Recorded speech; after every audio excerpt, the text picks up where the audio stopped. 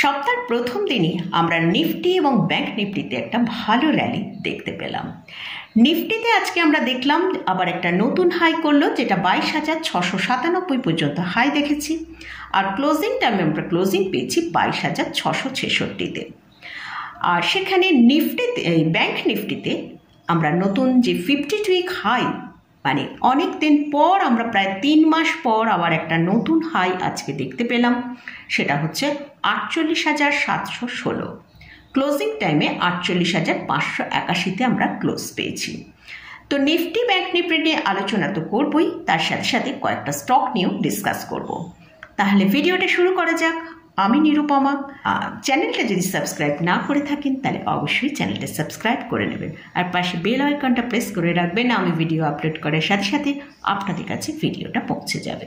প্রথমে আমরা নিফটিতে আসি। নিফটিতে আমরা আজকে ফার্স্ট সপ্তাহের প্রথম দিনে কিন্তু নিফটিতে একটা দুর্দান্ত র্যালি আমরা দেখতে পেয়েছি। নিফটি প্রায় নতুন যে হাইটা করেছে 22,697-তে হাই দেখিয়েছে। তো নিফটির জন্য যেটা ইম্পর্টেন্ট সাপোর্টের কাজ করছে সেটা হচ্ছে 22,300। আর আমাদের যে ইম্পর্টেন্ট লেভেলটা ওয়াচ করতে হবে, যতক্ষণ নিফটি 22,500-র ওপরে চলছে ততক্ষণ কিন্তু নিফটিটা আমরা নতুন নতুন হাই দেখতে পাবো। তো নিফটি মোটামুটি এখান থেকে 23,000 পর্যন্ত অ্যাচিভ করে নিতে পারবে। স্ট্রং ইম্পর্টেন্ট লেভেলটা বললাম সেটা একটু ভালো করে ফলো করতে হবে, যেটা হচ্ছে 22,500। 22,500-র নিচে গেলে তার ইম্পর্টেন্ট লেভেল 22,300 আছে, সেখান পর্যন্ত আসতে পারে। তো এটা গেল নিফটির জন্য। এরপরে আসছি ব্যাংক নিফটি। ব্যাংক নিফটিতে আজকে আমরা প্রায় লাস্ট 3 মাস পর আজকে আমরা আবার একটা নতুন হাই দেখতে পেলাম। নিফটিতে আমরা মাঝে মাঝে নতুন নতুন হাই দেখছি, কিন্তু ব্যাংক নিফটিতে কিন্তু আমরা সেভাবে নতুন হাই দেখিনি। তো আজকে দেখলাম ব্যাংক নিফটি তার 48,600-কে ব্রেক করে ওপরের দিকে ট্রেড করেছে, সেটা হচ্ছে 48,716। ব্যাংক নিফটির জন্য যেটা ইম্পর্টেন্ট লেভেল সেটা হচ্ছে 48,500। আর যেটা স্ট্রং সাপোর্টের কাজ করবে সেটা হচ্ছে 48,300। যতক্ষণ ব্যাংক নিফটি 48,500-র উপরে ট্রেড করবে ততক্ষণ কিন্তু আমরা ব্যাংক নিফটিতে নতুন নতুন মুভ দেখতে পাবো। আমি আমার লাস্ট যে ভিডিওটা আপলোড করেছি সেখানে ব্যাংক নিফটি নিয়ে বলেছি যে ব্যাংক নিফটিতে আমরা মোটামুটি টার্গেট হিসেবে 49,000 টাকা ইমিডিয়েট দেখতে পেতে পারি। তো অবশ্যই তার জন্য ইম্পর্টেন্ট লেভেলটা আমাদের ওয়াচ করতে হবে। আর যেটা স্ট্রং সাপোর্ট রয়েছে ব্যাংক নিফটির জন্য সেটা হচ্ছে 48,300। এটা গেল মোটামুটি নিফটি এবং ব্যাংক নিফটি নিয়ে আলোচনা করলাম। আর আজকে কিন্তু আইটি সেক্টর কিন্তু সেভাবে কোনো পারফরমেন্স করতেই পারেনি, কারণ আইটি সেক্টরে আমরা 12 এপ্রিল থেকে আইটি সেক্টরের যেসব বড় বড় কোম্পানিগুলো আছে সেই সব কোম্পানিগুলোর রেজাল্ট আসতে শুরু করবে। তো সেজন্য আইটি সেক্টর এখন একটু ফেয়ার মোডে রয়েছে। তো দেখা যাক আইটি সেক্টরের রেজাল্ট কীরকম আসে। যেহেতু আমরা অ্যাসেঞ্জারের রেজাল্ট দেখেছি, সেখানে খুব একটা বেশি পারফরমেন্স আমরা দেখতে পাইনি, এবং তার পরিপ্রেক্ষিতে সেখানে যেরকম একটা সেলিং এসেছিল অ্যাসেঞ্জারে, তার পরিপ্রেক্ষিতে আমাদের ইন্ডিয়ান মার্কেটের আমরা আইটি সেক্টরের বিভিন্ন স্টকে আমরা কিন্তু সেলিং একটা খুব ভালো দেখেছি। তো আইটি সেক্টরের স্টকগুলো কিন্তু বেশ নিচের দিকেই ট্রেড করছে, নিচের দিকে একটা ভালো বেস কিন্তু আস্তে আস্তে তৈরি করছে। এটা নিয়ে পরের কোনো ভিডিওয়ে আলোচনা করব। তো আজকের ভিডিওয়ে এটা আইটি সেক্টরটা নিয়ে যদি ডিসকাস করি মানে ভিডিওটা অনেক বেশি বড় হয়ে যাবে। তো এরপরে যে স্টকগুলো নিয়ে আলোচনা করব সেইটাই চলে যাচ্ছি। ফার্স্ট যে স্টকটা নিয়ে আলোচনা করছি সেটা হচ্ছে এক্সাইড ইন্ডাস্ট্রিজ। এই স্টকটা আজকে একটা আমরা দুর্দান্ত পারফরমেন্স দেখলাম, যেটা নাকি 60% জাম্প আজকে এই এক্সাইড ইন্ডাস্ট্রিজে আমরা দেখতে পেয়েছি। কেন এতটা র্যালি এসেছে সেটা আমরা একবার দেখে নেব। হুন্ডিয়া অ্যান্ড কিয়া এই দুটো কোম্পানির সাথে এক্সাইড ইন্ডাস্ট্রিজের একটা পার্টনারশিপ হয়েছে, কারণ এক্সাইড ইন্ডাস্ট্রি ইভি ব্যাটারি তৈরি করে, যেটা নাকি লিথিয়াম আয়রন ফসফেট এই ব্যাটারির পরিপ্রেক্ষিতে কিন্তু এদের সাথে এই কোম্পানির সাথে এদের পার্টনারশিপ হয়েছে, এবং তার জন্যই কিন্তু আজকে আমরা এই স্টকটায় 16% জাম্প দেখতে পেয়েছি। তো এই স্টকটা এখন যে প্রাইসে ট্রেড করছে, তো সেখানে এটা নতুন হাইতে এরা কিন্তু এখন এই স্টকটা ট্রেড করছে। এই স্টকটা যদি ট্রেডিং পারপাসে আপনি নিয়ে থাকেন তাহলে অবশ্যই 350 টাকা স্টপ লস লাগিয়ে হোল্ড করা যেতে পারে। নেক্সট যে স্টকটা নিয়ে আলোচনা করছি সেটা হচ্ছে এসআরএফ। এসআরএফ এর এখন কারেন্ট প্রাইস 2614 টাকা। এই স্টকটা আমরা যদি চার্টটা একবার দেখি, আমরা দেখতে পাচ্ছি এই স্টকটা এই জায়গায় এসে কিন্তু বারবার রেজিস্ট্যান্সটা ফেস করছে। যদি স্টকটা 2624 টাকার ওপরে চলতে থাকে তাহলে কিন্তু এই স্টকে একটা ভালো মুভ আসার সম্ভাবনা আছে।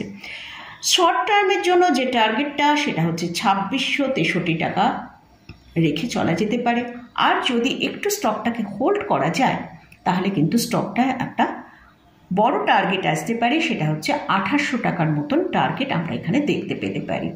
আর এর জন্য যে এই স্টকের যে স্টপ লসটা ফলো করতে হবে সেটা হচ্ছে 2650 টাকা স্টপ লস রেখে স্টকটা বাই করা যেতে পারে। 50 এবং 200 ডিএমআর ওপরে চলছে। এটা একটা কেমিক্যাল সেক্টরে বিলং করে আর এর মার্কেট ক্যাপিটালাইজেশন হচ্ছে 77,339 করোড়। আর এই স্টকটার যেটা একটা ইম্পর্টেন্ট পয়েন্ট সেটা হচ্ছে এই স্টকটা কিন্তু 5 বছর ধরে এই কনসলেশন ফেজের মধ্যে চলছে। এটা একটা ভালো গ্রোথ ওরিয়েন্টেড কোম্পানি। এই স্টকটা যদি এই কনসলেশন ফেজটা শেষ করে ওপরের দিকে মুভ করতে থাকে তাহলে কিন্তু একটা ভালো মুভমেন্ট আমরা দেখতে পেতে পারবো। সেটা প্রায় টার্গেট হিসেবে 3000 টাকার চলে যেতে পারে। আর এই কোম্পানিটা খুবই একটা গ্রোথ ওরিয়েন্টেড কোম্পানি। আমরা যদি এর আরওএ দেখি 22.8%, আরওসি যদি দেখি 22.4%। ডিসেম্বর কোয়ার্টারের এদের রেজাল্ট একটু সফট এসেছিল। নেক্সট যে স্টকটা নিয়ে আলোচনা করছি সেটা হচ্ছে এলটিআই মাইন্ডট্রি। এই স্টকটার এখন কারেন্ট প্রাইস চলছে 4904 টাকা। আর এই স্টকটাকে আমরা যদি, এটা আইটি সেক্টরে বিলং করে এই স্টকটা, আর এই স্টকটা আমরা জানুয়ারি 2024 থেকে যদি দেখি প্রায় 24% ডাউনে এখন ট্রেড করছে। তো আমি একটু আগেই বললাম অ্যাসেঞ্জারের রেজাল্ট খুব একটা ভালো না আসার জন্য আমরা কিন্তু ইউএস মার্কেটে যেমন সেলিং দেখেছিলাম, আমাদের ইন্ডিয়ান মার্কেটেও কিন্তু আইটি স্টকের উপর একটা ভালো সেলিং এসেছে। এই স্টকের যেটা স্ট্রং সাপোর্ট রয়েছে সেটা হচ্ছে 4850। সামনে আইটি সেক্টরের রেজাল্ট আসছে, তার জন্য টিসিএস এর রেজাল্ট 12 এপ্রিলে এদের রেজাল্ট আসছে, তার জন্য কিন্তু আইটি সেক্টর একটু নার্ভাস আছে। আর এই স্টকটায় যদি বাই করতে চান তাহলে অবশ্যই 4850 টাকা স্টপ লস রেখে বাই করা যেতে পারে। আর যাদের হোল্ডিংয়ে রয়েছে তারাও কিন্তু 4850 টাকা স্টপ লস রেখে হোল্ড করতে পারেন। আর এই স্টকটার আরএসআই যেখানে ট্রেড করছে অনেক বেশ লোয়ারে ট্রেড করছে, 33.61 এই জায়গায় ট্রেড করছে। এই স্টকটার টার্গেট হিসেবে ফার্স্ট টার্গেট 5100, আর 5100-র ওপরে যেতে পারলে আমরা 5250 পর্যন্ত পৌঁছাতে পারবো। নেক্সট যে স্টকটা নিয়ে আলোচনা করছি সেটা হচ্ছে ইনফোসিস। ইনফোসিসের এখন কারেন্ট প্রাইস চলছে 1475 টাকা। এই স্টকটাতেও আমরা কিন্তু একটা খুব ভালো সেলিং দেখেছি, যেটা 1729 টাকা থেকে এখন স্টকটাকে আমরা 1467 টাকা পর্যন্ত নিচে আসতে দেখেছি। এই স্টকটাও প্রায় 15% নিচে এসেছে। স্টকেও কিন্তু একটা ভালো প্রফিট বুকিং আমরা এই লাস্ট কয়েকদিনে দেখেছি। লাস্ট 3 মাসে এই স্টকেও একটা ভালো প্রফিট বুকিং এসছে। তবে এই জায়গাটায় কিন্তু আর সেল করা না করে একটু ওয়েট করা উচিত। এই স্টকেরও সামনেই রেজাল্ট আসবে টিসিএস এর পর। এখানে কিন্তু একটা এই জায়গাটায় যদি টিসিএস ইনফোসিস স্টে করতে পারে তাহলে কিন্তু বাই করার জন্য একটা খুব ভালো সুযোগ রয়েছে। আর এই স্টকের যদি আরএসআই দেখি সেটা 27-এর কাছে ট্রেড করছে। আরএসআইও অনেক লোয়ার লেভেলে আমরা ট্রেড করতে দেখছি। আর এই স্টকটার জন্য যে স্টপ লসটা ফলো করতে হবে 1450 টাকা স্টপ লস ফলো করে এখানে খুব ভালো একটা বাই করার সুযোগ রয়েছে। টার্গেট হিসেবে 1528, সেকেন্ড টার্গেট 1560, আর লাস্ট যে টার্গেটটা সেটা হচ্ছে 1600 টাকা। তবে লাস্ট টার্গেটটার জন্য আমাদের একটু টাইম দিতে হবে, প্রায় 3 মাসের মতন। আমরা লাস্ট ডিসেম্বর কোয়ার্টারে যদি এই স্টকটার রেজাল্ট দেখি সেখানে একটা ফ্ল্যাট রেজাল্ট দেখেছিলাম রেভিনিউ এবং নেট প্রফিট দুটোর ক্ষেত্রে। খুবই স্মল ক্যাপ একটা stock, small cap category stock, সেটা হচ্ছে সূর্যোদয় স্মল ফাইন্যান্স ব্যাংক।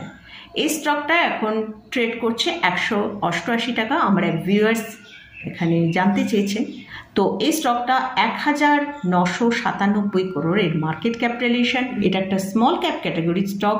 অবশ্যই এখানে যখন ট্রেড করবেন খুব সাবধানে ট্রেড করবেন, কারণ এইসব স্টকে কিন্তু ভোলাটিলিটিটা বেশি হয় এবং ফ্রিজ হয়ে যাওয়ার চান্স থাকে। স্টকটা কিন্তু এখন যেখানে দাঁড়িয়ে আছে 50 এবং 200 ডিএমআর ওপরে ট্রেড করছে। এই স্টকটার জন্য যদি যে স্ট্রিক্টলি স্টপ লসটা ফলো করতে হবে সেটা হচ্ছে 178। লাস্ট যে স্টকটা নিয়ে ডিসকাস করছি সেটা হচ্ছে রাজেশ এক্সপোর্ট।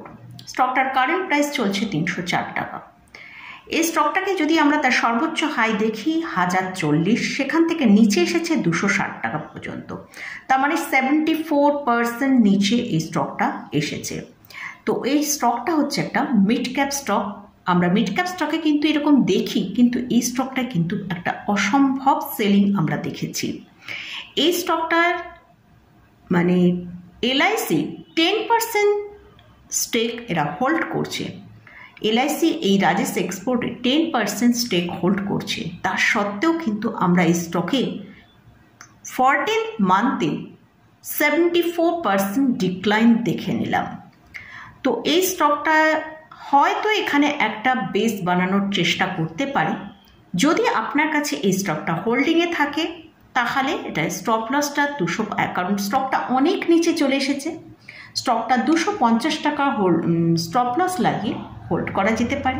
নতুন করে বাই এখানে আপনি করেন তাহলে অবশ্যই ওই 250 টাকায় স্টপ লস রেখে অল্প পরিমাণে অ্যাভারেজ করা যেতে পারে। তার মার্কেট ক্যাপিটালাইজেশন হচ্ছে 8,976 করোড়। স্টকের পি যেহেতু এতটা নিচে চলে এসেছে স্টকটা, তাই জন্য পিটাও অনেক সস্তা হয়ে গেছে।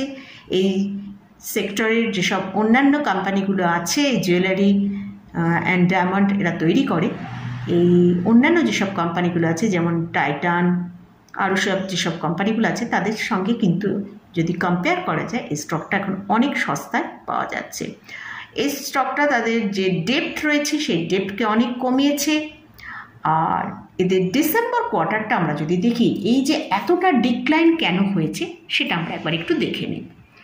ডিসেম্বর কোয়ার্টারে রেজাল্ট যেটা এসেছে সেটা যদি আমরা দেখি, মানে ঠিক 2022 ডিসেম্বরের সাথে যদি কম্পেয়ার করি, সেখানে প্রচণ্ড একটা ডিক্লাইন আমরা দেখতে পাচ্ছি।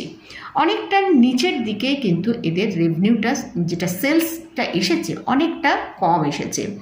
সেলস এসছে ডিসেম্বর কোয়ার্টারে 65,477 করোড়, আর যেটা লাস্ট 2022 ডিসেম্বরে এসছিল 94,475 করোড়।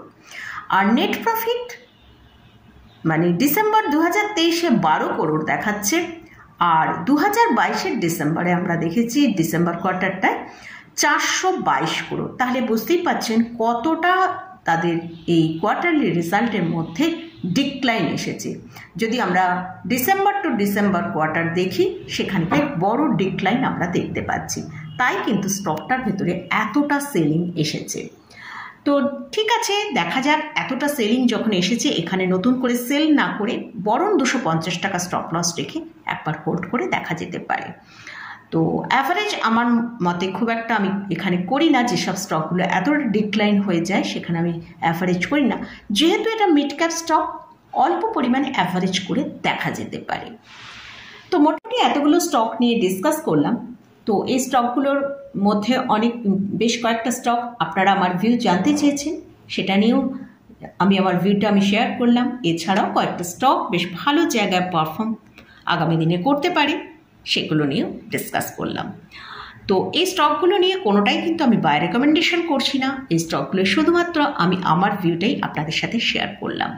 এই স্টকগুলো যদি কোথাও বাই করতে চান অবশ্যই আপনারা ভালো করে আগে চার্ট অ্যানালিসিস করে নিয়ে তারপরই বাই করবেন। তো মোটামুটি আজকের মতন ভিডিওটা এখানেই শেষ করছি। ভিডিওটা যদি ভালো লাগে অবশ্যই লাইক করবেন, শেয়ার করবেন, সাবস্ক্রাইব করবেন। ধন্যবাদ।